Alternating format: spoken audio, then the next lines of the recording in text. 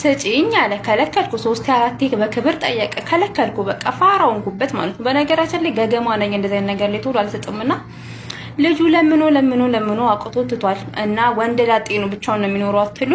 ወንድ ላጤ ቤት ደግሞ እኔ አልገባም።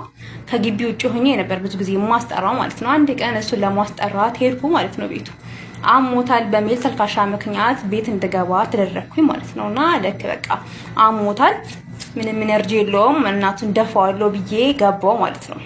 አንድ ስቴፕ አትሉም ገባው። ልክ ስገባ አልጋ ላይ ተኝቷል። ሄጄ ኩርሲዋ ላይ ጥግ ይዤ ቁጭ አልኩኝ ማለት ነው።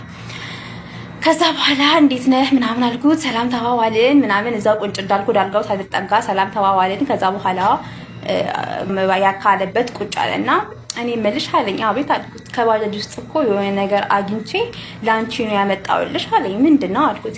ከዛ እንደዚህ በዚህ ጆ ይዞ ማለት ነው እንዲህ ይዞ እዚህ ስር ነው ያለው ፈተሽ ከወሰድሽ ውሰጂ አለኝ። ከዛ በኋላ ምንድነው ምናምን ነገር ስለ የሴት ነው ብቻ ፈተሽ ከወሰድሽ ከፈታሽ ውሰጂ አለኝ ማለት ነው። እሺ ብዬ ብድግ አልኩኝና ጠቅ ብዬ ከኩርሲ አልጋ ላይ እጅ ደቃለላችሁ 2 ስቴፕ በሉ። ከዛ በኋላ እጁ እንደዚህ ያደረገው ሰውዬ ወደ ኋላ እንደዚህ ታደረገ ማለት ነው። እንዲታርግቶ ተላፊና ውሰጂ አለኝ ማለት ነው። እኔ ያችን ነገር ፈልቀቄ ወስዳለሁ ብዬ ትግል ጀመርኩኝ። 3 ስቴፕ አትሉም ትግል